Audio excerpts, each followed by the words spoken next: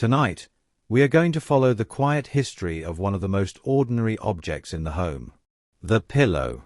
It sits beneath the head almost every night.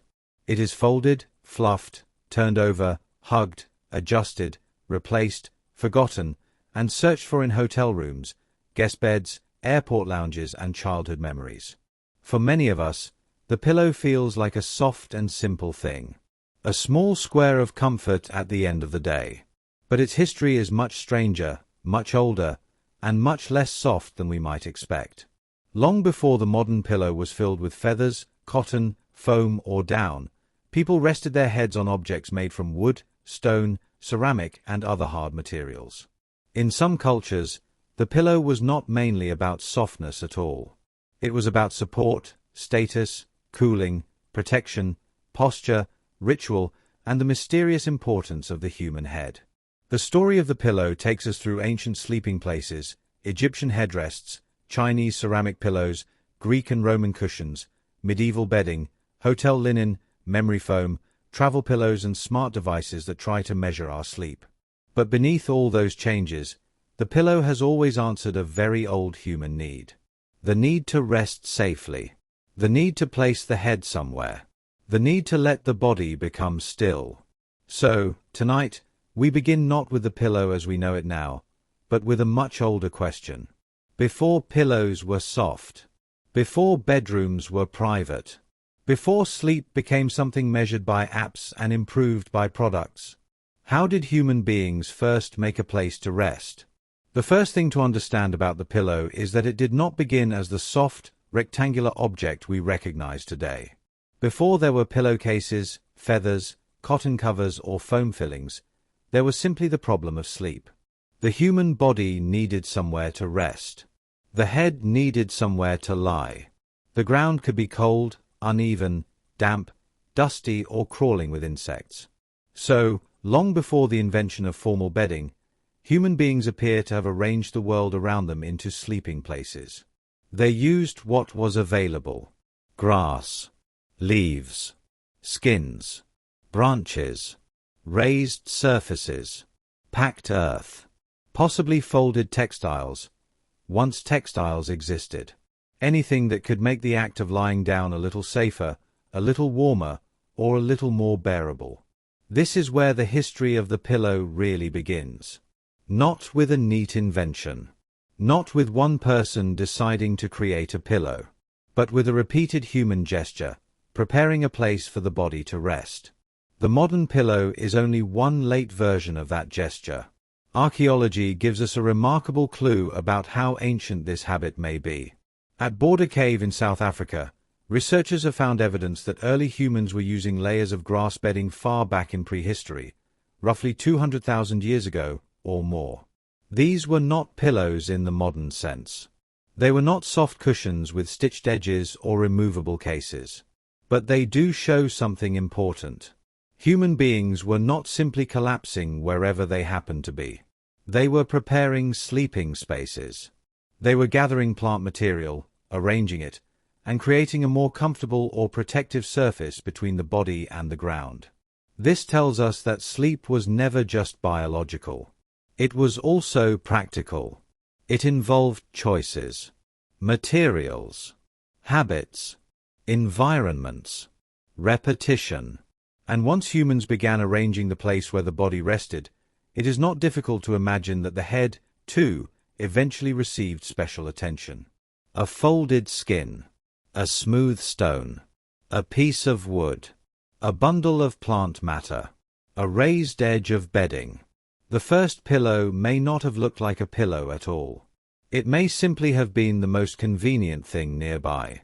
Today, when we think about pillows, we usually think about comfort. Is it soft enough? Is it firm enough? Does it support the neck? Does it stay cool? Does it feel right? But in much earlier periods of human life, bedding was not only about comfort. It was also about safety. A sleeping person is vulnerable. The body is still. The eyes are closed. The senses are dulled. A good sleeping place could help separate the body from damp ground, sharp stones, crawling insects, cold surfaces, dust, and dirt. Even a small amount of elevation could matter. A raised sleeping area, a layer of grass, a folded hide, or a head support could all help create a little boundary between the sleeper and the surrounding environment.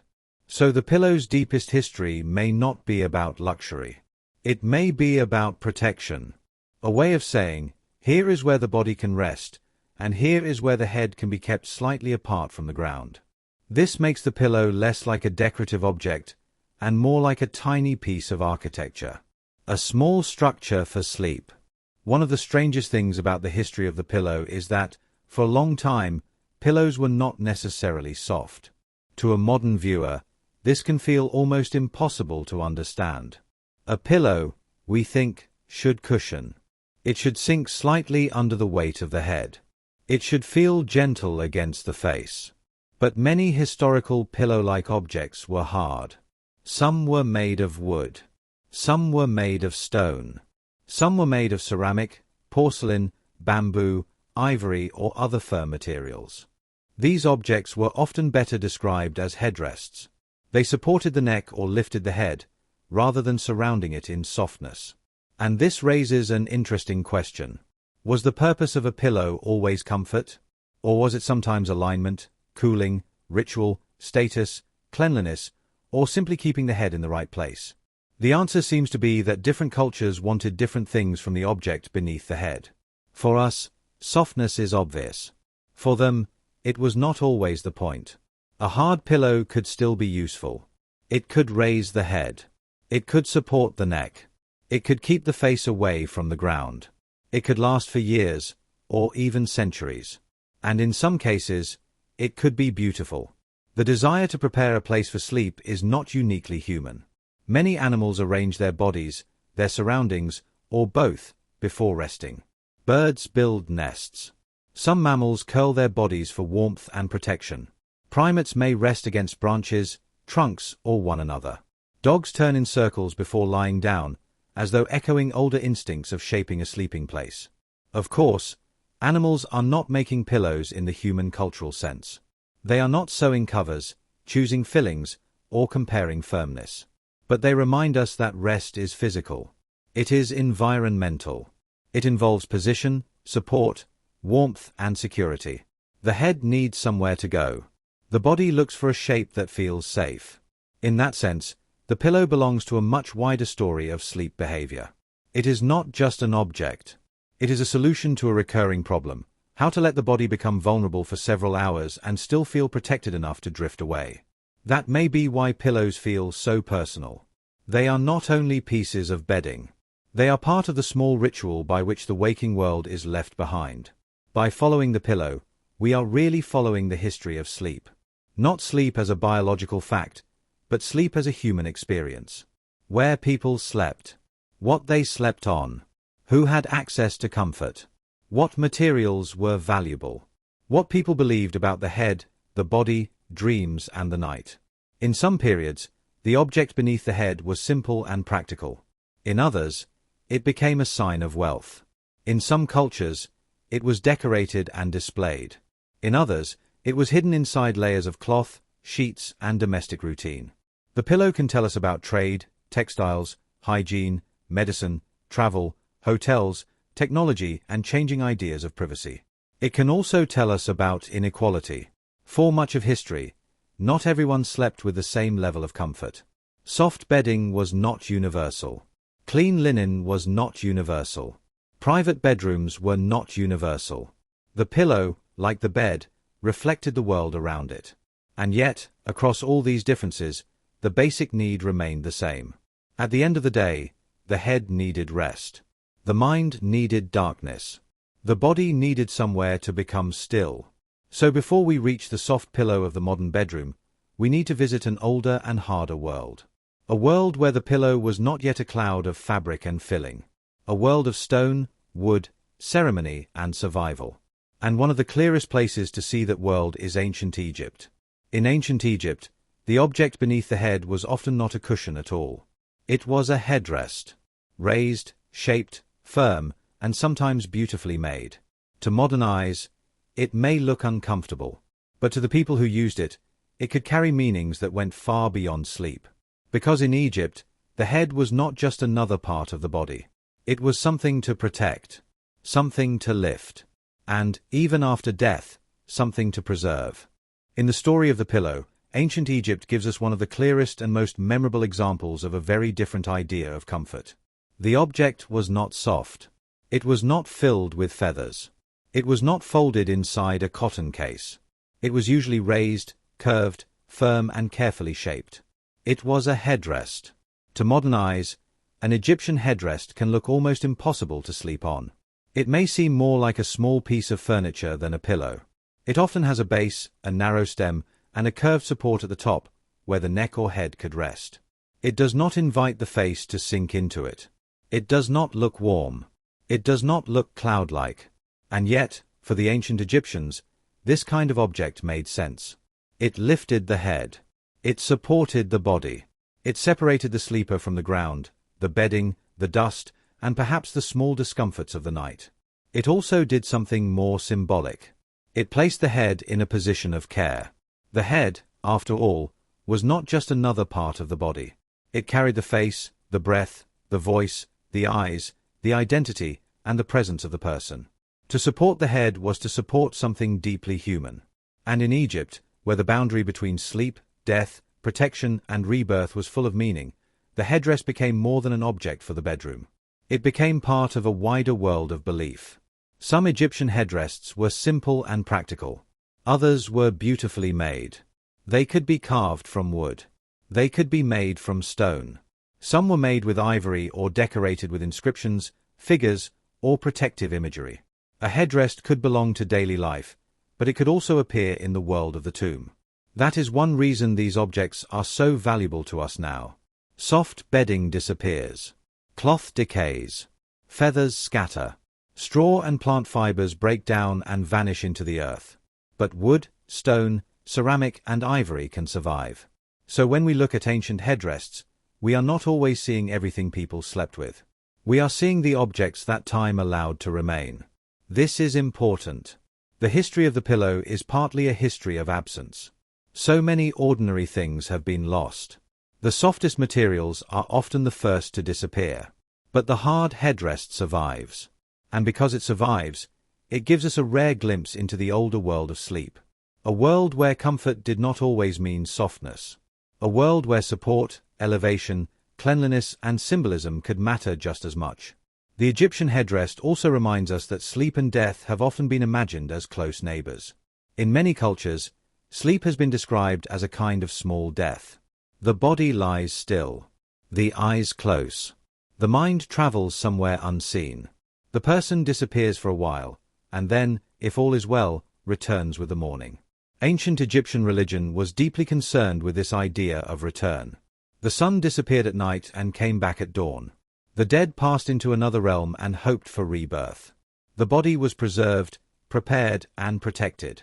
Objects placed in tombs were not random decorations. They were part of a carefully imagined journey. So when headrests appear in funerary settings, they are not only evidence of sleeping habits. They are also evidence of belief.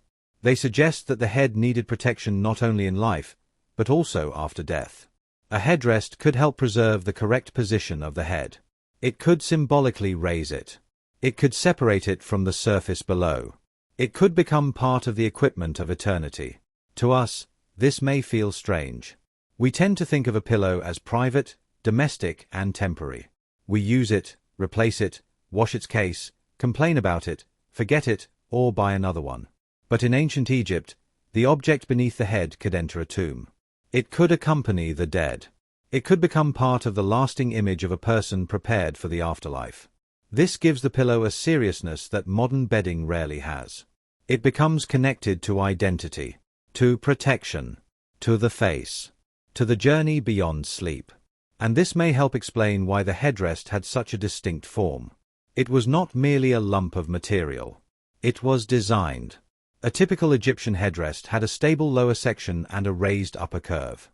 The curve was shaped to receive the head or neck, while the height kept the head lifted. The shape is simple, but elegant. A base below.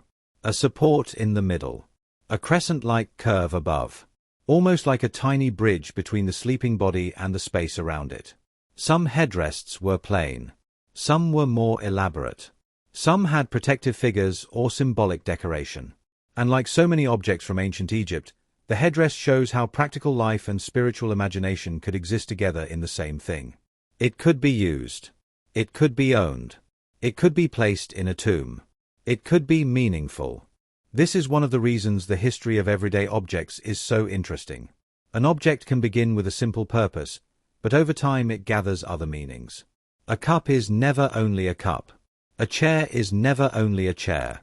A bed is never only a bed. And a pillow is never only a pillow. The thing beneath the head carries ideas about the body, the home, the night, health, wealth, ritual, and the unseen world. In Egypt, the headrest may also have helped protect elaborate hairstyles or wigs. Ancient Egyptian grooming could be highly developed, especially among the wealthy. Hair, wigs, oils, perfumes, and personal appearance all mattered. A raised head support may have helped keep the head lifted in a way that protected the face, hair, or wig from being pressed flat against bedding. We should be careful not to reduce the headrest to only one explanation. It was probably not invented for a single reason. Like many long-lasting objects, it likely survived because it solved several problems at once. It gave support. It lifted the head. It may have helped with heat. It may have helped with cleanliness. It may have protected hair or wigs. It could be made beautifully. It could carry protective meaning. It could accompany a person into the tomb. That combination made it powerful. Practical enough for life. Symbolic enough for death. And durable enough to reach us across thousands of years. When we imagine ancient sleep, it is tempting to picture discomfort. Hard surfaces. Sparse rooms. Unforgiving furniture. But that may be too simple. Comfort is not the same in every time and place.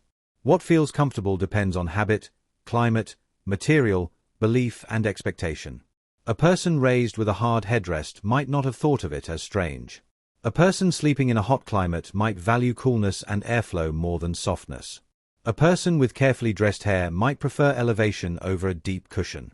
A person living in a world of ritual and symbolism might see the raised head as proper, protective, or dignified. So instead of asking, how could anyone sleep like that? We might ask a quieter question. What did sleep mean to them? What did the head mean? What did it mean to lie down safely at night, and to rise again in the morning? The Egyptian headrest does not give us every answer. But it gives us a shape. A small, quiet shape that has lasted far longer than the soft bedding around it. It tells us that the pillow did not travel through history in one straight line. It was not simply hard at first, then soft later, everywhere at the same time. Instead, different cultures made different choices. Some chose elevation. Some chose softness. Some chose decoration. Some chose cooling. Some chose ritual. Some chose all of these together. And after Egypt, one of the most beautiful examples of this different way of thinking about the pillow appears in China. There, the pillow could become hard, polished, painted and cool to the touch. It could be made from ceramic. It could be decorated with animals, flowers, poems, and symbols. It could look less like bedding, and more like art. And once again, it would challenge the modern assumption that a good pillow must be soft.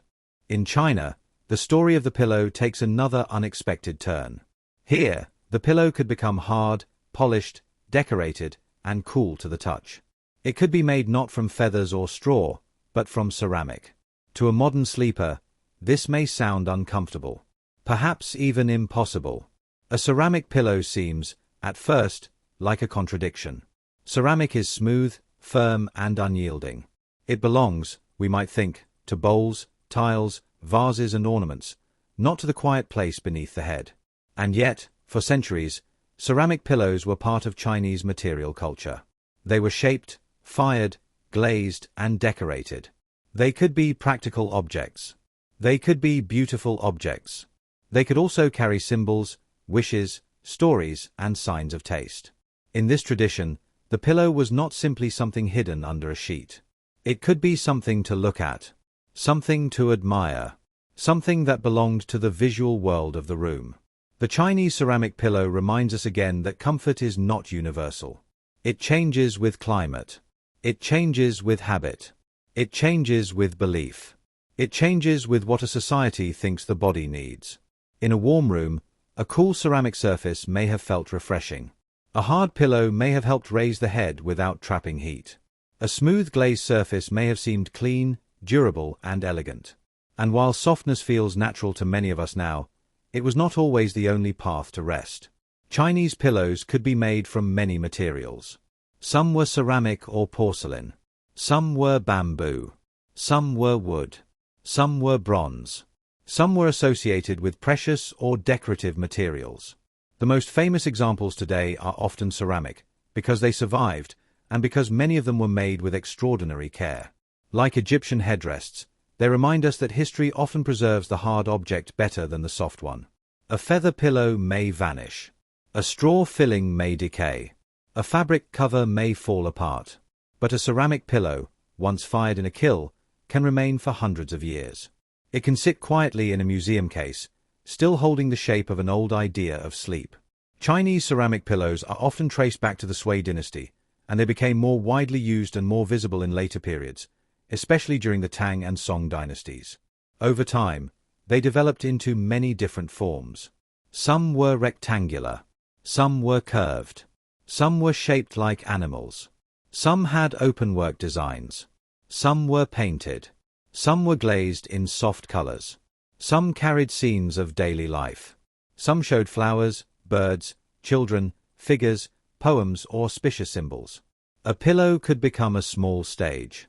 A place where the ordinary act of sleeping met the decorative world of Chinese art. This is one of the most beautiful things about the history of everyday objects. The more ordinary the object seems, the more surprising it can be when a culture chooses to make it beautiful. A pillow could have been plain.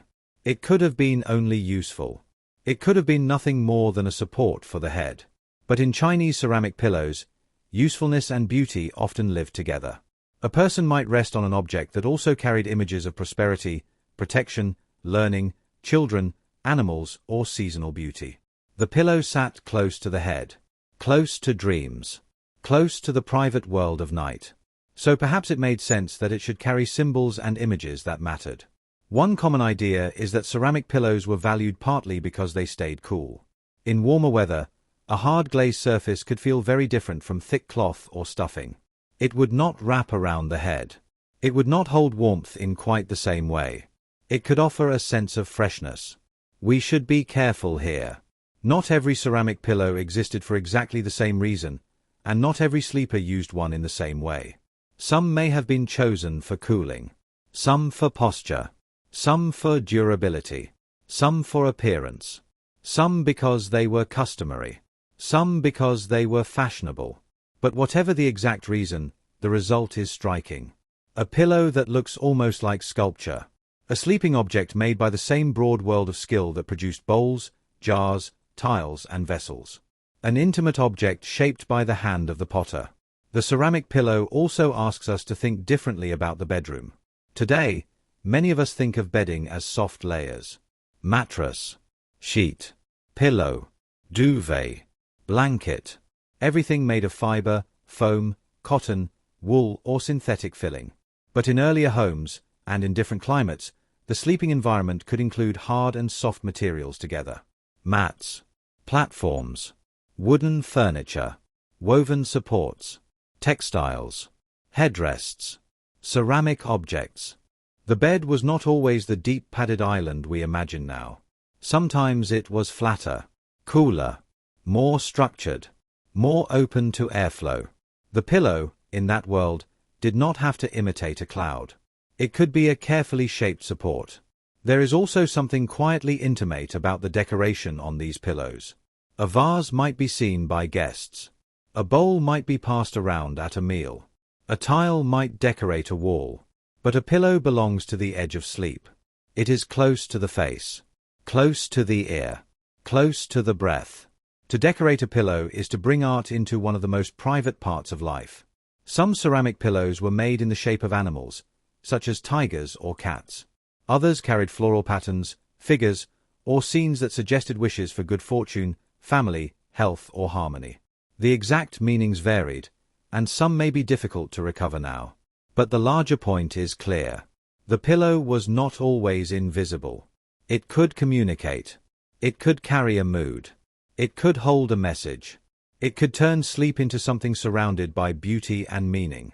And this is why the Chinese ceramic pillow is such a useful chapter in the history of the pillow. It breaks the modern assumption that bedding must become softer and softer over time. History is not that simple. The movement from hard to soft was not universal. Different ideas existed side by side. In one place, a pillow might be a wooden or stone headrest. In another, it might be a stuffed cushion. In another, it might be a polished ceramic object, painted with symbols and cooled by the night air. Each version tells us something about the people who used it. Their climate, their materials, their sense of beauty, their ideas about the body, their customs around sleep. A ceramic pillow may look uncomfortable to us, but perhaps that reaction says more about our habits than about theirs. We are used to sinking. They may have been used to resting. We are used to softness around the head. They may have valued lift, coolness, and shape. We are used to bedding that hides its structure. They may have accepted structure as part of comfort. And so, the ceramic pillow asks us to slow down before judging the past. To let it be different. To let comfort have more than one meaning. To imagine a quiet room, a low bed or sleeping platform, a warm evening, and a smooth glazed pillow waiting beneath the head. Not soft, but cool. Not yielding, but shaped.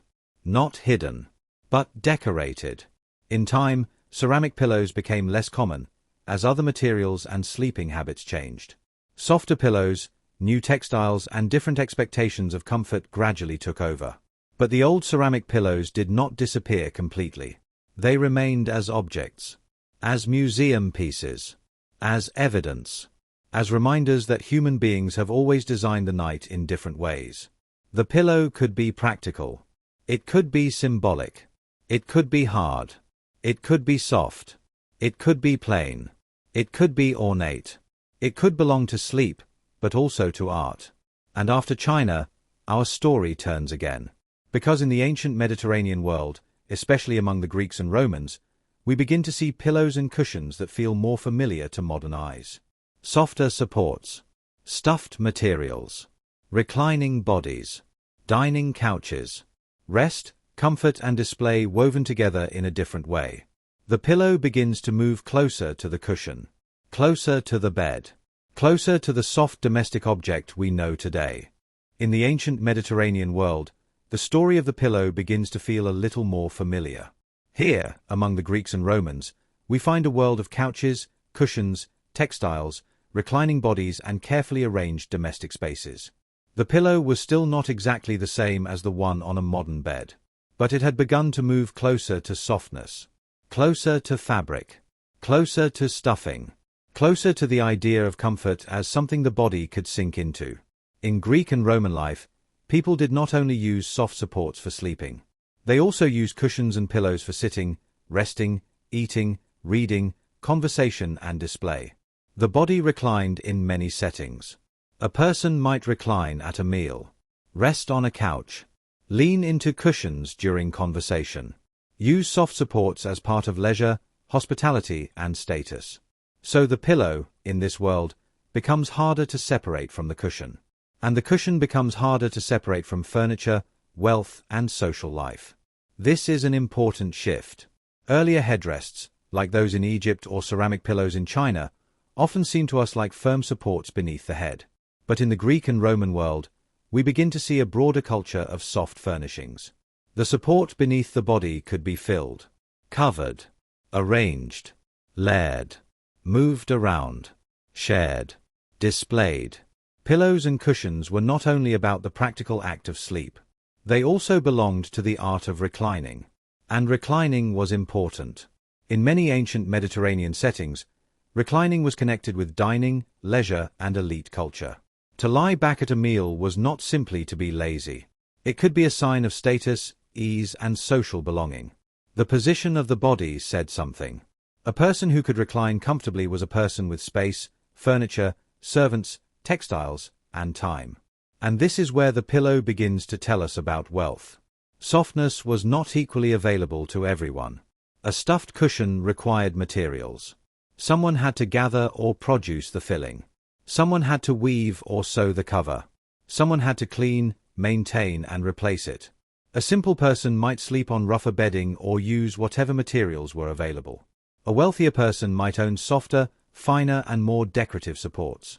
So when we talk about the history of the pillow, we are also talking about the history of social difference. Who had softness? Who had warmth? Who had clean textiles? Who could lie down at the end of the day and expect comfort? The answers were never equal. The materials used inside ancient pillows and cushions could vary.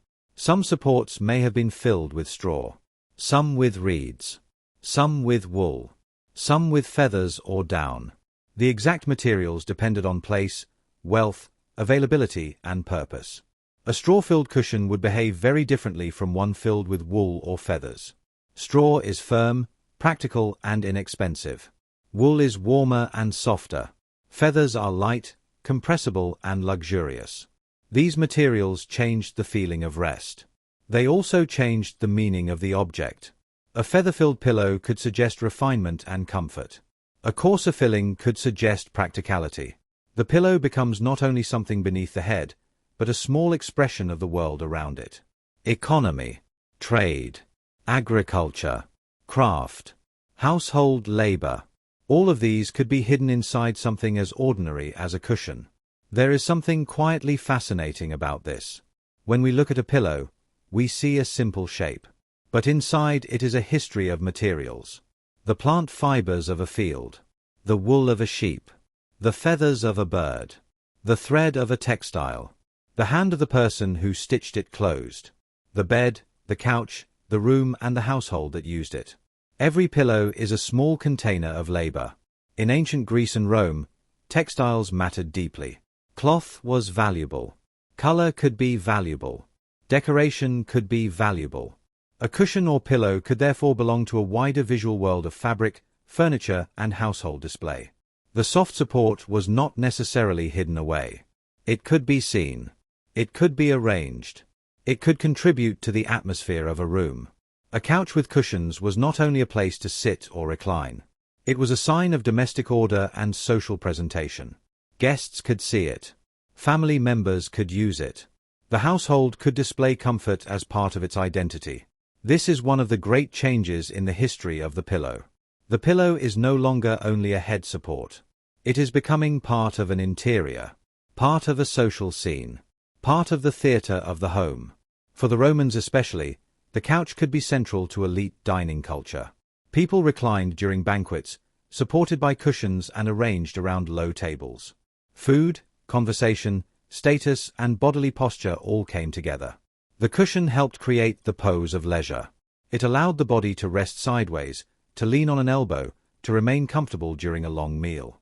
In this setting, soft supports were not just practical. They helped produce an atmosphere, ease, abundance, refinement. The body at rest became part of social performance. And the pillow, quietly beneath the arm, back or head, helped make that performance possible. But we should not imagine the ancient world as uniformly comfortable. Most people did not live surrounded by luxury cushions. Many slept in simple spaces, with plain bedding or improvised materials. Soft furnishings were part of life, but they were not distributed evenly. The history of comfort is also a history of access. Some people could choose between materials. Others used what they had. Some could decorate their homes with textiles. Others needed bedding to be practical above all else. This contrast is important, because the pillow can make inequality visible in a very intimate way. Everyone needs sleep. But not everyone gets to sleep comfortably. That was true in the ancient world. And in many ways, it is still true now. The Greek and Roman world also helps us understand why the words around pillows can be slippery. A pillow, a cushion, a bolster, a headrest, a pad, a support. These categories overlap. One object might support the head during sleep. Another might support the elbow during dining. Another might sit behind the back. Another might decorate a couch. Modern language tries to separate them neatly, but domestic life is rarely so neat. People use objects flexibly. A cushion can become a pillow. A folded cloth can become a cushion. A bolster can support the back, the legs, the head, or the whole body. So rather than looking for one perfect ancestor of the modern pillow, it may be better to think of a family of objects. Supports for rest. Supports for posture. Supports for display. Supports for sleep. The modern pillow belongs to that family. It is not descended from one single invention, but from many experiments in how the body might be arranged at rest. In this sense, the ancient Mediterranean world gives us an important bridge. On one side, we have the hard headrest, firm, raised, durable, often symbolic. On the other side, we have the modern soft pillow, padded, personal, washable and domestic. Between them sits the world of cushions, stuffed supports, textile comfort, reclining furniture, social display. The pillow begins to soften, but it also begins to spread. It moves from sleep into dining, from the bed into the couch, from private rest into public or semi-public social life. It becomes part of how people arrange not only their bodies, but their homes and their status. This is why the history of the pillow cannot be told only as a history of sleeping. It is also a history of posture. How people sit, how they recline, how they receive guests, how they display wealth, how they make the body comfortable in company. And perhaps this is one reason soft pillows became so enduring. They are adaptable. A hard headrest does one thing very well. It lifts the head. But a soft cushion can do many things. It can support the head, the back, the knees, the arm or the side. It can be moved, stacked, pressed, folded, shared, decorated, hidden, taken from one room to another. Softness made the pillow flexible, and flexibility made it useful. Over time, as textiles became more available and domestic life changed, the soft pillow would become increasingly familiar. But even then, it would carry older meanings with it. Support, status, cleanliness, beauty, comfort. The pillow had already gathered all of these ideas. And as we move forward in the story, another layer begins to appear. The pillow becomes connected not only with the body, but with the mind. With dreams. With secrets. With superstition. With the strange symbolic world that opens when the head touches the place of sleep. Because once an object sits beneath the head night after night, it is almost impossible for people not to give it meaning. The pillow becomes a place where thoughts are carried, where dreams begin, where fears are quieted, where stories are whispered, where the private life of the mind meets the ordinary fabric of the bed. The face. Close to the breath, close to dreams, close to the private thoughts that arrive just before sleep. No other piece of bedding sits quite so near to the mind. A blanket covers the body. A mattress supports the weight. A sheet touches the skin. But the pillow belongs to the head. And for that reason, it has often become more than a practical object. It has become a place of imagination.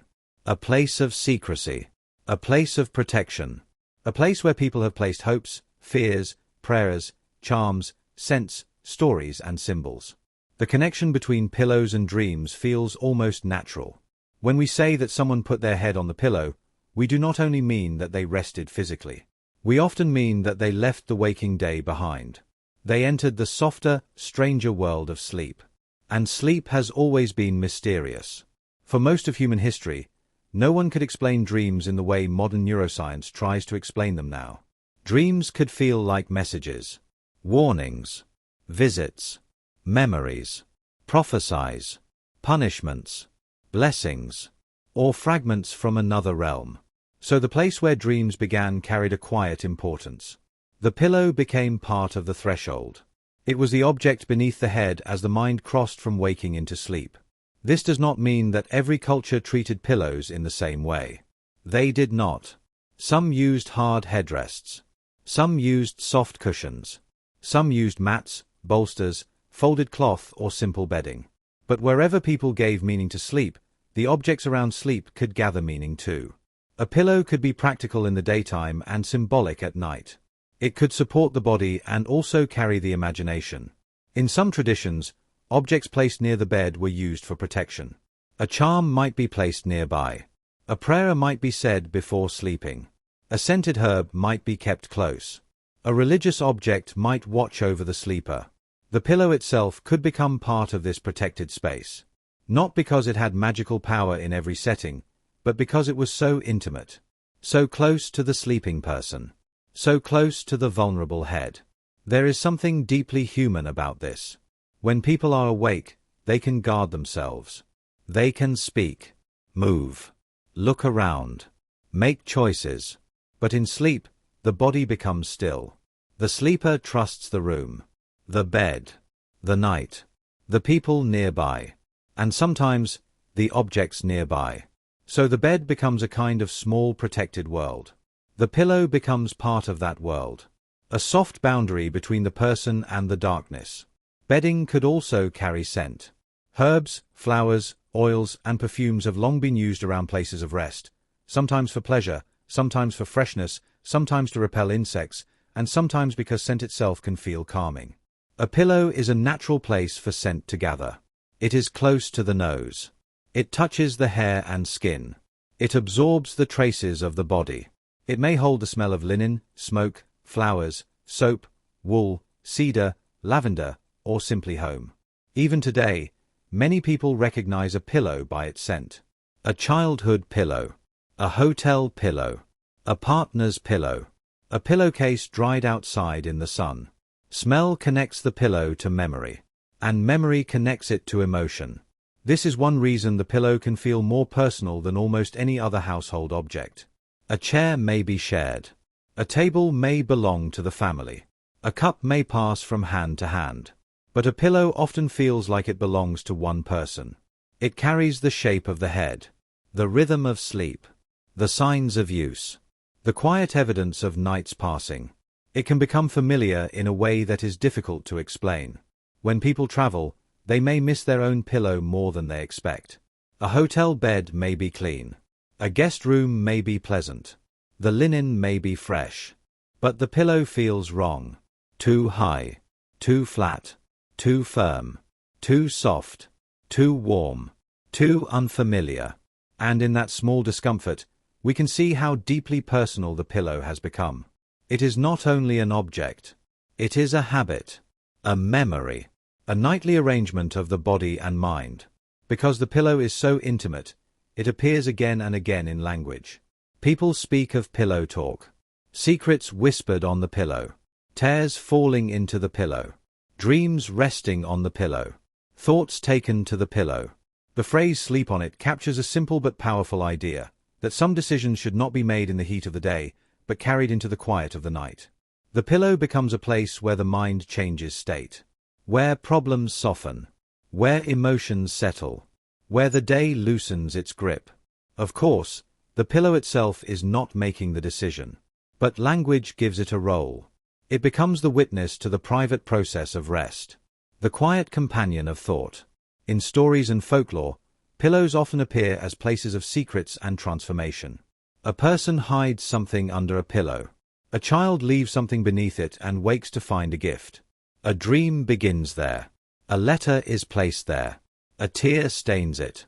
A restless mind turns it over again and again. The pillow is perfect for storytelling because it belongs to the border between the visible and invisible world. Above the pillow is the waking face. Below it is the hidden support. Around it is the bedroom. Beyond it is the dream. This is why even a very ordinary pillow can feel charged with meaning. It is where people are most unguarded. It is where they close their eyes. It is where they whisper things they might not say anywhere else. It is where the body looks peaceful, even when the mind is full. And it is where morning finds them again. There is also a darker, quieter side to the symbolism of pillows. Because pillows belong to sleep, they also belong to illness, grief, aging, and death. They appear in sick rooms.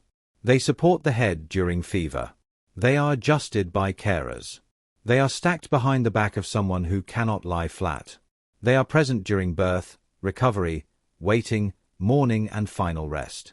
The pillow is there not only for ordinary sleep, but for the vulnerable moments of the body. This does not make the pillow frightening. It makes it human. A pillow belongs to the full cycle of care. It is there when a child first sleeps in a bed.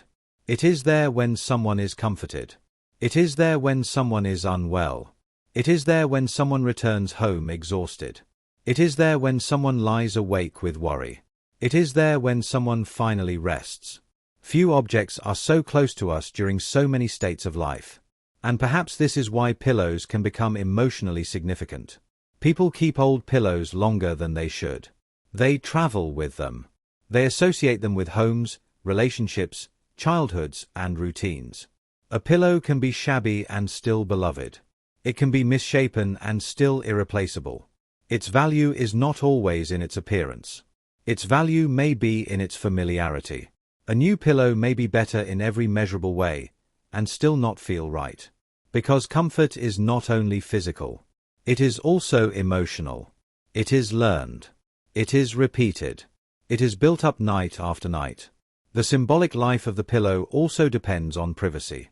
In the modern world, the bedroom is often imagined as a private space. But historically, sleeping was not always so private. Families, servants, guests, and travelers might share sleeping spaces. Beds could stand in rooms used for other purposes. Inns could involve shared arrangements. Privacy, as many people now understand it, developed unevenly over time. As sleep became more private, the pillow became more private too. It moved deeper into the personal world. Your pillow. Your side of the bed. Your pillowcase. Your sleeping position. Your dreams. This personalization is one of the things that separates the modern pillow from many older headrests and communal bedding arrangements. The pillow becomes tied to individual preference. Some people sleep with one pillow. Some with two. Some hug a pillow. Some place one between the knees. Some turn it to the cool side. Some flatten it, fold it, stack it, or push it away. These small behaviors are ordinary, but they are also revealing. They show how the pillow has become an extension of the sleeping body. Not just a support, but part of the ritual of becoming comfortable. And rituals matter, even when they are simple. Pulling back the sheets. Turning off the light. Adjusting the pillow. Finding the right position. Letting the breath slow. These actions tell the body that the day is ending. They turn a piece of bedding into part of a nightly sequence. A quiet ceremony repeated thousands of times across a life. In this way, the pillow belongs to both history and habit. It has been made from stone, wood, ceramic, straw, wool, feathers, cotton, foam and synthetic fibers. It has appeared in tombs, homes, inns, palaces, hospitals, hotels, and children's rooms. It has supported rulers, workers, travelers, patients, infants, and strangers. But its meaning has always come from nearness. Nearness to the head. Nearness to sleep. Nearness to dreams. Nearness to the vulnerable self. So when we study the pillow, we are not only studying an object. We are studying the human need to make sleep feel safe. To make the night feel bearable. To turn a place of unconsciousness into a place of trust. And as we move forward in the story, that trust begins to take on a more domestic shape. The pillow becomes part of the household. Part of the bed. Part of class, cleanliness, fabric, labor, and routine. The world of ancient headrests and symbolic objects does not disappear entirely. But another story begins to rise around it. The story of bedding as part of everyday domestic life. The story of who had comfort, who made it, who cleaned it, and who could afford it. The story of the pillow moving slowly toward the familiar bedroom. For most of history, the pillow did not belong to a world of private bedrooms, matching bedding sets, fitted sheets, and neatly arranged cushions. It belonged to the household. And the household was often busier, rougher, more crowded and more practical than the bedrooms many of us imagine today. A bed was not always a private island. A sleeping space was not always hidden away from the rest of life. People might sleep in shared rooms. Families might sleep close together. Servants, children, travelers, or guests might sleep in arrangements that would feel unfamiliar now. In poorer homes, the difference between a bedroom, a living space, and a working space could be much less clear. Sleep happened where there was room. Where there was warmth. Where there was safety. Where the household allowed it. In that world, a pillow was not just a personal comfort object. It was part of a much larger system of domestic life. Bedding had to be made, filled, covered, cleaned, aired, repaired. stored, passed down, shared, replaced when it wore out. And every part of that process depended on labor. Someone had to grow or gather the materials. Someone had to spin, weave, sew or stuff. Someone had to wash the covers. Someone had to shake out dust. Someone had to air the bedding. Someone had to keep the sleeping place usable. The pillow may seem quiet, but it carries the hidden history of work, especially the work of the home. In medieval and early modern households, bedding often reflected class and wealth. The richer the household, the more likely it was to have better textiles, softer fillings, cleaner coverings, and more elaborate sleeping arrangements. A wealthy bed could be a valuable object. It might have curtains, hangings, mattresses, bolsters, pillows, sheets, blankets, coverlets, layers of fabric and filling that created not only warmth, but display. A fine bed could say something about the status of the household. It was not only for sleeping. It could be seen. It could be inherited. It could be listed among possessions. It could represent comfort, wealth, and respectability. For poorer people, bedding was often more basic. Straw, wool, coarse cloth, plant fibers, simple blankets, or shared bedding could form the practical reality of sleep. A pillow, if present, might be plain and functional. It might be stuffed with whatever was available. It might not be something replaced often. It might not belong to one person alone. This is one of the most important truths in the history of comfort. Everyone sleeps. But not everyone sleeps equally. The pillow makes that difference intimate. The difference between soft and hard, clean and unclean, private and shared, warm and cold, raised and flat, personal and communal. These are not abstract differences. They are felt by the body, night after night. One of the most practical materials in older bedding was straw. Straw was available, cheap and useful. It could be packed into mattresses or bedding sacks. It could provide insulation from the ground or a hard surface. It could be replaced more easily than expensive textiles or feather fillings. But straw also had disadvantages. It could flatten. It could rustle. It could hold dust. It could attract pests if not properly managed. It needed care, replacement, and airing. Wool, too, played an important role in bedding. It was warmer and softer than straw. It could be used in blankets, fillings, or coverings. It came from animals that were already central to many rural economies. Where straw was practical, wool could be more comfortable. But comfort always depended on access. Materials that feel ordinary today could once represent real value. A soft textile was not simply a thing. It was time, land, animals, skill, trade, labor. This is why bedding often appears in household inventories and wills. It was worth naming, worth counting, worth keeping, worth passing on. A pillow was not a disposable item. It belonged to the economy of the home. Another major change in domestic comfort came through covers. A pillow is difficult to clean if the filling itself must be washed or replaced. But a removable cover changes the problem. The pillowcase is a simple idea, but an important one. It creates a washable layer between the sleeper and the filling. It absorbs sweat, oil, dust, and daily use. It can be removed, cleaned, dried, and put back. It protects the pillow. It protects the sleeper. And it helps turn bedding into something more hygienic and maintainable. This matters because the pillow sits so close to the face, close to the skin, close to the mouth, close to the hair, close to the breath. A clean pillowcase can make the whole experience of sleep feel different. Fresh linen has its own kind of comfort. It is not only visual. It is tactile. It is scented. It is emotional. The feeling of a clean pillowcase at the end of the day is one of the simplest forms of domestic luxury. And like many domestic luxuries, it depends on work that is easy to overlook. Washing, drying, folding, storing, changing the bed. The history of the pillowcase is therefore also a history of cleanliness, routine, and household labor. Linen became especially important in bedding because it could be made into sheets, covers, and cases. It was smooth, durable, and washable. It could help create a cleaner layer between the body and heavier bedding. Over time, washable bedding helped change how people thought about sleep. A bed was not only a place to lie down. It was something to maintain, something to freshen, something to keep orderly, something that reflected the care of the household. The pillow sat at the center of that care.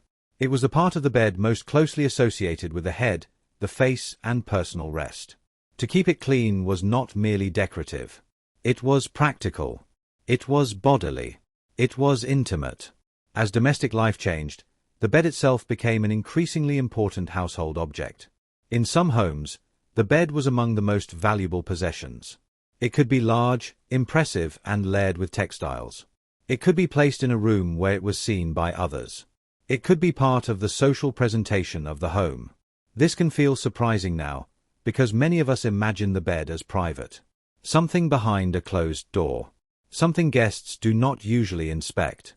But privacy has a history. The fully private bedroom is not a universal human arrangement.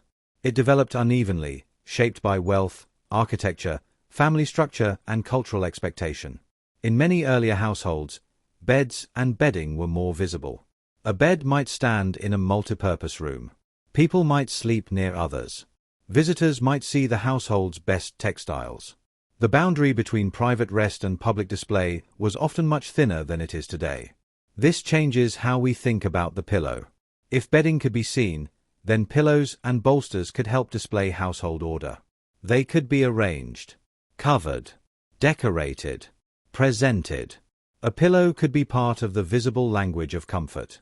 Not just something used at night, but something that helped make a room appear furnished, cared for, and respectable. At the same time, the pillow remained deeply practical. It had to support the body. It had to survive use. It had to be cleaned or covered. It had to work in the conditions of the home. This tension between practicality and display runs through the whole history of domestic comfort. The pillow is useful, but it is also symbolic. It is ordinary, but it can signal status. It is private, but it can be seen. It belongs to the body, but it also belongs to the room. Over time, as households changed, pillows became increasingly tied to individual preference. But that was not always the case. In crowded homes, shared beds, and shared sleeping spaces, the pillow might not have been as personal as it is today. It might have belonged to the bed, not to one person.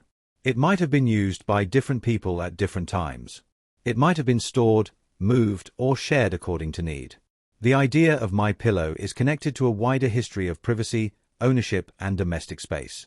Today, many people have strong preferences about pillows. Height, firmness, filling, shape, temperature, number, position. But those preferences depend on a world where the individual sleeper is treated as a consumer, with choices, options, and products designed around personal comfort. That is a relatively modern development. For much of history, the question was simpler. What bedding is available? Is it warm? Is it clean enough? Is it dry? Is there space? Can the body rest? The pillow's journey from shared household object to personal sleep product is one of the quiet transformations of domestic life. It follows changes in wealth, manufacturing, textiles, sanitation, architecture, privacy, advertising, and expectations of comfort. But before mass production changed the scale of bedding, the pillow remained closely tied to the rhythms of the household. It was part of making the bed, part of airing the room, part of washing linen, part of preparing for guests, part of illness and care, part of birth, childhood, aging, and recovery. It was handled, covered, lifted, shaken, and replaced. It was not glamorous, but it was constant. And constant objects often tell the deepest stories. The pillow was there when homes were cold, when rooms were shared, when bedding was scarce, when cloth was valuable, when clean linen meant work, when comfort belonged first to those who could afford it. It was there as households slowly became more private, as beds became more personal, as textiles became more available, as cleanliness became more central to domestic life. And eventually, as industry began to change everything. Because once bedding could be produced on a larger scale, the pillow began another transformation. It moved from handmade household object toward manufactured product. It became more standardized, more widely available, more closely connected with shops, hotels, advertising, and modern ideas of health. The pillow was no longer only something filled, repaired, and maintained inside the home. It was something to buy, something to compare, something to replace, something to improve. And with that shift, the modern pillow began to emerge. Industrialization changed the pillow quietly, but completely. For thousands of years, the object beneath the head had been shaped by local materials, household labor, social rank, climate, and custom. It could be made from wood, stone, ceramic, straw, wool, feathers, linen, whatever a household could afford, gather, trade for, sew, stuff, clean, and maintain. But the modern world brought a different kind of change. The pillow became part of an industry. It became something manufactured, standardized, packaged, advertised, and sold. It began to move away from being only a household object and toward being a consumer product. This did not happen all at once. The shift was gradual. It depended on many larger changes: textile production, trade, cotton manufacturing, department stores, washing habits, urban homes, hotels, advertising, transport, and rising expectations of domestic comfort. But over time, the pillow became more familiar in the form we recognize today. A soft filled object, usually covered, usually washable on the outside, usually bought rather than made entirely at home, usually selected according to comfort, price, filling, and size. The modern pillow was emerging. One of the great forces behind this change was the growth of textile production. As cloth became more widely manufactured, bedding could become more standardized. Sheets, pillowcases, covers, and ticking could be produced in larger quantities. A household no longer had to rely only on slow, local, or handmade textile supply. More people could access bedding that was cleaner, smoother, more uniform, and easier to maintain.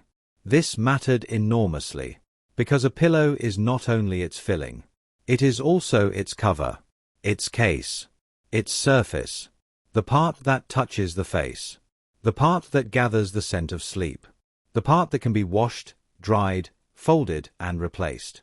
The spread of washable textiles helped make the pillow feel more modern, cleaner, whiter, fresher, more domestic, more connected to the idea of a well-kept home. Cotton became especially important in the modern world of bedding. Cotton could be spun, woven, washed, bleached, printed, and sold in huge quantities. It helped shape the look and feel of modern sheets and pillowcases. Soft white bedding became associated with cleanliness, freshness, order, respectability. A neatly made bed with clean pillows could suggest that a household was cared for, that the bedroom was orderly, that sleep itself had been domesticated. The pillow, once a hard headrest or practical stuffed sack, became part of a visual language of cleanliness. This connection between pillows and hygiene grew stronger over time. As ideas about cleanliness, germs, ventilation, and domestic health changed, bedding took on new importance. A pillowcase was not just decorative. It was a barrier, a washable layer, a way to manage the intimate contact between the sleeper and the pillow. The face touches the pillow night after night. Hair, skin, sweat, oils, and breath all meet the fabric. So keeping bedding clean became part of caring for the body. Changing a pillowcase could feel like a small act of renewal. Fresh linen did not only look better, it changed the sensation of sleep. Cool cloth, a clean surface, a faint scent of soap, sun, starch, or airing. The modern pillow became tied to the modern idea that comfort and cleanliness belong together. Hotels played an important role in shaping that expectation. A hotel bed is not only a place to sleep. It is a promise. When a guest enters a hotel room, the bed is often the center of attention. The sheets are pulled tight. The pillows are arranged. The linen is usually pale, clean, and visible. There may be more pillows than a person would use at home. Pillows for sleeping. Pillows for sitting up. Pillows for decoration. Pillows that suggest abundance before anyone has even lain down. This hotel style changed how many people imagined comfort. A bed with multiple pillows began to feel luxurious. White linen began to signal cleanliness. A plump pillow became part of the theater of hospitality. The guest did not see the laundry room, the supply chain, the housekeeping labor, or the replacement schedule. They saw the finished image. A bed prepared for them. A room waiting. A pillow that seemed fresh, neutral, and untouched. That is a powerful idea. The hotel pillow has to feel personal, even though it is not personal at all. It belongs to no one. It is used by strangers. It is washed, replaced, rearranged, and presented again. And yet, for one night, it must feel like it belongs to the guest. In this way, the hotel helped create one of the modern pillow's contradictions. It should feel intimate, but also impersonal. Soft, but also hygienic. Luxurious, but also standardized. Memorable, but also replaceable. The modern pillow had to become all of these things at once. As shops and catalogs developed, pillows also became easier to compare. A person could choose between different fillings, different prices, different sizes, different claims. One pillow might be softer, another firmer. One might be filled with feathers, another with down, another with wool, cotton, kapok, latex, foam, or synthetic fibers. The pillow was no longer only something a household owned. It became something a consumer selected. This is a major change in the history of comfort. The question shifted from, what do we have to sleep on? To, which pillow is right for me? That question sounds ordinary now, but it belongs to a world of choice. A world where sleep can be personalized. A world where the individual sleeper has preferences that the market tries to serve. Side sleeper, back sleeper, front sleeper, hot sleeper, restless sleeper, traveler, pregnant sleeper, person with neck pain, person who wants luxury, person who wants support, person who wants something washable, hypoallergenic, cooling, firm, soft, natural, or sustainable. The pillow became a category. And once it became a category, it could multiply endlessly. Advertising helped this multiplication. A pillow was no longer just a place for the head. It became a promise. Better rest. Better posture. Better mornings. Better skin. Better hair. Better health. Better energy. Better life. Some of these promises were practical. Some were exaggerated. Some were scientific. Some were emotional. But all of them reveal how important sleep had become in modern consumer culture. The pillow was not only sold as bedding. It was sold as self-improvement. Buy the right pillow, and perhaps you could wake up renewed. This idea is still with us. Walk into a bedding shop today, or browse online, and the pillow is surrounded by claims. Cooling technology. Pressure relief. Neck alignment. Hotel quality. Luxury down. Breathable cotton. Anti-allergy fibers. Memory support. Deep sleep. Perfect comfort. The language is modern, but the desire is ancient. To rest well. To wake safely. To feel restored. What changed was not the wish. What changed was the marketplace around it. The pillow also became connected to the changing design of the bedroom. As private bedrooms became more common and more clearly separated from other parts of the home, bedding became more personal and more expressive. The bed could reflect taste, color, cleanliness, order, gender, class, age, romance, health, lifestyle. A child's pillow might carry a cartoon or pattern. A guest pillow might be kept especially clean. A couple might arrange pillows symmetrically. A teenager might pile them up. A hotel might stack them high. A hospital might choose them for practicality. A magazine might photograph them as part of a dream interior. The pillow became a visual object again, but in a new way.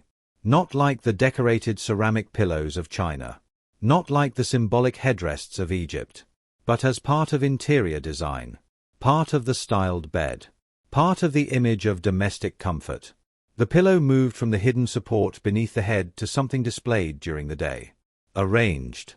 Fluffed. Matched with colors.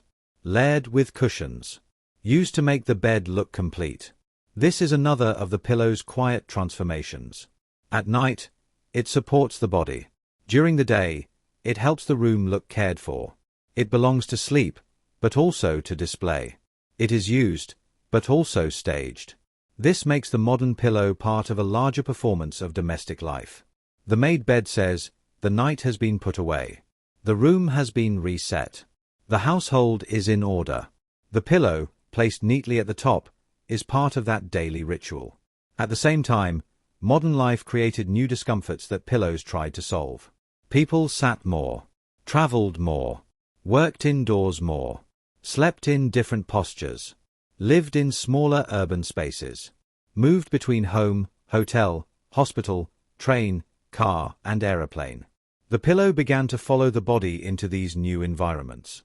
There were pillows for beds, pillows for sofas, pillows for nursing, pillows for reading, pillows for pregnancy, pillows for travel, pillows for hospitals, pillows for decoration, pillows for pain relief. The basic form multiplied because modern life multiplied the situations in which the body needed support. The head was no longer the only concern. The neck mattered. The back mattered. The knees mattered. The whole sleeping position mattered. The pillow became part of a wider language of ergonomics, even before every product used that word. Comfort became something to engineer, to test, to market, to specialize. And yet, despite all this change, the pillow remained strangely simple. A surface beneath the head. A thing adjusted by hand. A shape pressed by the weight of the body. A familiar object at the edge of sleep. This is why the modern pillow feels both ordinary and complicated. Its materials may come from global supply chains. Its shape may be designed by specialists. Its label may include fiber content, washing instructions, firmness levels, and marketing claims. But the nightly gesture is ancient. The hand reaches for it. The head lowers onto it. The body tests whether it feels right. The sleeper turns it, folds it, fluffs it, or pushes it away. No advertisement can fully control that moment. Comfort is finally decided in the dark. By the body. By habit. By the small private negotiation between the sleeper and the thing beneath the head. Industrialization gave us more pillows. Advertising gave us more promises. Hotels gave us more expectations. Shops gave us more choices. But the pillow still has to pass the oldest test. Can the body rest here? Can the head be supported? Can the night begin? By the 20th century, the pillow was fully part of modern sleep culture. It belonged to bedrooms, hospitals, hotels, trains, nurseries, guest rooms, and shops. It could be mass-produced, replaced, branded, and improved. But the next great change would come from materials science. Because once foam entered the story, the pillow began to change again. It was no longer only stuffed. It could be molded. It could respond to pressure. It could hold a shape, then slowly return. It could be designed around the neck, the spine, and the sleeping position. The pillow was about to become not only a soft object, but a technological one. Once foam entered the story, the pillow became part of a new world. A world of materials science. A world of pressure, support, temperature, posture, and design. For most of its history, the pillow had been made by filling a covering with something soft or supportive. Straw, wool, feathers, down, cotton, plant fibers. Later, synthetic fibers. But foam changed the structure of the pillow itself. Instead of loose material inside a case, a pillow could now be shaped as a single responsive form. It could be cut, molded, contoured, layered, engineered. It could be designed to behave in a particular way beneath the weight of the head. One of the most famous modern pillow materials is memory foam. Memory foam has roots in research connected with NASA Ames in the 1960s, where scientists were exploring materials that could improve cushioning and safety, especially in aircraft seating. The goal was not to invent a pillow. It was to create material that could absorb pressure, improve comfort, and help protect the body. But like many technologies, once the material existed, it traveled. It moved from specialist research into commercial products. It entered mattresses, seat cushions, medical supports, and eventually, pillows.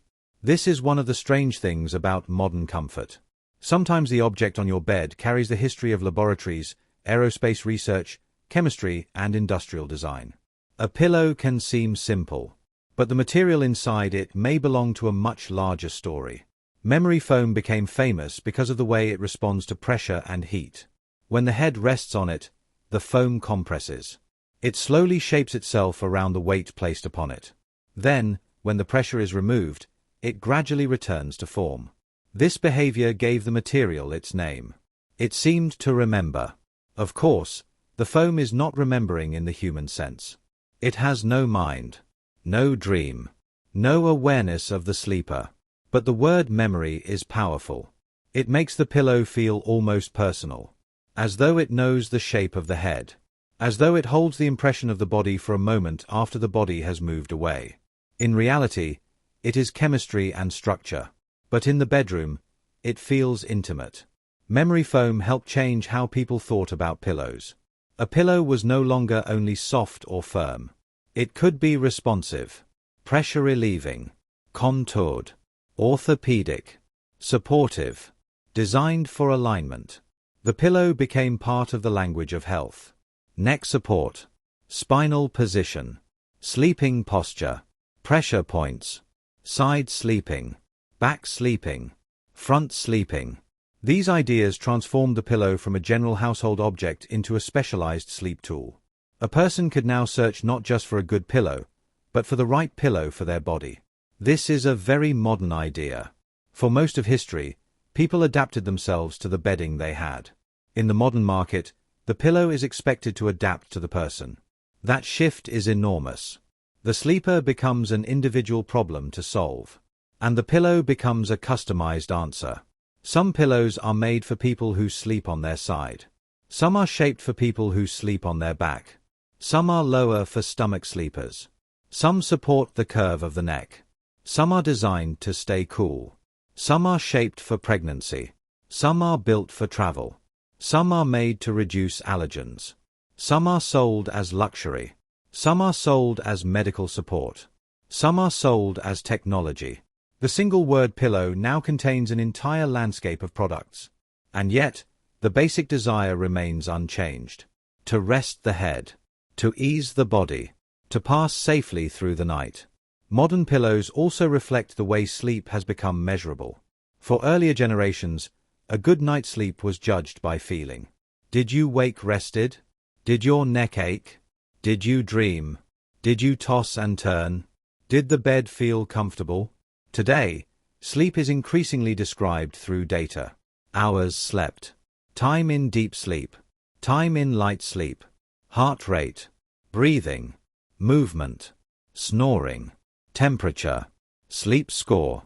The bedroom has become part of the quantified self. And the pillow has entered that world too. Some smart pillows include sensors. Some connect to apps. Some attempt to detect snoring. Some adjust position. Some include speakers. Some include cooling or heating features.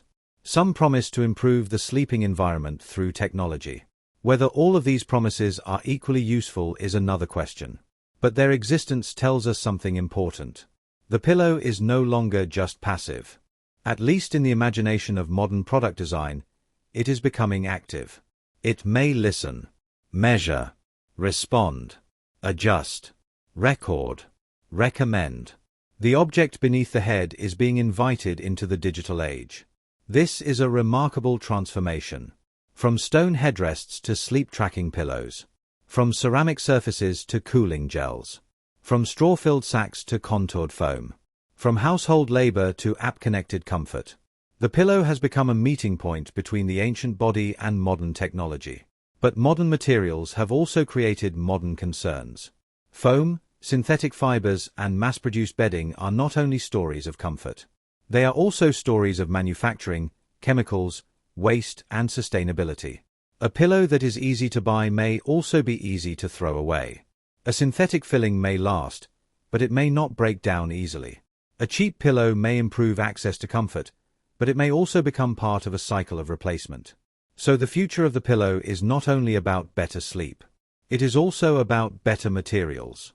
Recycled fibers, natural latex, organic cotton, wool, buckwheat hulls, kapok, biodegradable fillings, repairable designs, washable components, longer-lasting products. The old question returns in a new form. What should the pillow be made from? For ancient people, the answer depended on the local world. Stone, wood, ceramic, grass, straw, wool, feathers. For modern people, the answer may depend on science, comfort, cost, sustainability, and health. We have more choices. But more choices do not always make sleep simpler. A person shopping for a pillow today can face an overwhelming number of options. Soft, medium, firm, extra firm, down, feather, synthetic, foam, latex, hybrid, cooling, ergonomic, orthopedic, anti-allergy, hotel quality, luxury, budget, adjustable, washable, sustainable, 4-side sleepers, 4-back sleepers, for neck pain, for travel, for pregnancy, for children, for snoring, for beauty sleep, for deep sleep, for perfect sleep. The ancient sleeper may have had fewer choices. But the modern sleeper has a different burden. The burden of choosing. And perhaps, sometimes, the burden of expecting sleep to be perfected. This is one of the quiet tensions of modern sleep culture. We know more about sleep than ever before. We can measure it, study it, track it, optimize it, design products around it. And yet many people still struggle to sleep. The perfect pillow remains strangely elusive. It may help. It may support. It may cool. It may comfort. But it cannot remove every worry from the mind. It cannot quiet every thought. It cannot make every night easy. In that sense, the pillow remains humble. No matter how advanced it becomes, it is still only the place where the head comes to rest. The future may bring pillows that adjust automatically through the night. Pillows that respond to body temperature. Pillows that change shape. Pillows that monitor breathing. Pillows made from new sustainable materials. Pillows designed for specific bodies, printed, scanned or customized to the individual sleeper. But even the most advanced pillow will still belong to an ancient ritual. The room grows quiet. The light fades. The body lies down. The head searches for support. The hand adjusts the surface. The breath slows. The day begins to loosen. And sleep approaches. This is the thread that connects every chapter of the pillow's history. The prehistoric bedding of grass. The Egyptian headrest. The Chinese ceramic pillow. The Greek and Roman cushion. The medieval household pillow. The hotel pillow. The memory foam pillow. The smart pillow. Each one belongs to a different world. Each one carries different materials, beliefs and expectations. But each one answers the same question. Where can the head rest? And perhaps that is why the pillow is so easy to overlook. It is too familiar, too close, too ordinary. We notice it most when it fails us. When it is too flat, too high, too hard, too hot, too strange, too different from the one we know. But when it works, it disappears. It becomes part of sleep itself. Quiet, supportive, unseen. The best pillow is almost forgotten by morning. And maybe that is the hidden beauty of this object. It has no need to be noticed. It waits at the edge of the bed. It receives the head. It holds the night. And then, when morning comes, it gives us back to the day. Across thousands of years, human beings have changed almost everything about the pillow. Its shape, its materials, its meaning, its softness, its purpose, its price, its design, its place in the home. But they have not changed the need beneath it. The need to feel safe enough to sleep. The need to soften the boundary between the body and the world. The need to place the head somewhere and let go. So tonight, when your head meets the pillow, It may be worth remembering that this ordinary object is not quite as simple as it seems. It carries the memory of ancient grass beds and carved headrests, of ceramic pillows cooling in warm rooms, of feathers, straw, wool and linen, of households, hotels, factories and laboratories, of dreams, illness, comfort, care and sleep. It is one of the quietest inventions in human life, and one of the most intimate. A small object, a nightly companion, a place for the head, a place for dreams, a place to return to again and again at the end of the day. And so, the history of the pillow ends where it began, with the simple human need to rest. Across thousands of years, the pillow has changed from grass, stone, wood and ceramic into feathers, cotton, foam and smart materials. It has belonged to tombs, palaces, shared rooms, hospitals, hotels, children's beds and quiet bedrooms at the end of ordinary days. It has been hard, soft, plain, decorated, practical, symbolic, expensive, humble. It has carried ideas about the body, the home, the head, the night, dreams, health, comfort, status and care. And yet, for all its changes, the pillow remains one of the most intimate objects in human life. It is there when the day is over, when the room grows quiet, when the mind begins to loosen its hold on the world, when the body finally stops trying to stand, work, speak, move and decide. The pillow asks for very little. It waits. It supports. It receives the weight of the head. And if it does its work well, we almost forget it is there. So the next time you turn your pillow to the cool side, fold it beneath your cheek, or search for the right shape in the dark, you're taking part in a very old human ritual. A ritual of comfort, of trust, of letting go. A ritual that began long before the modern bedroom, and continues quietly every night. Thank you for joining this calm history of the pillow. Rest well, and good night.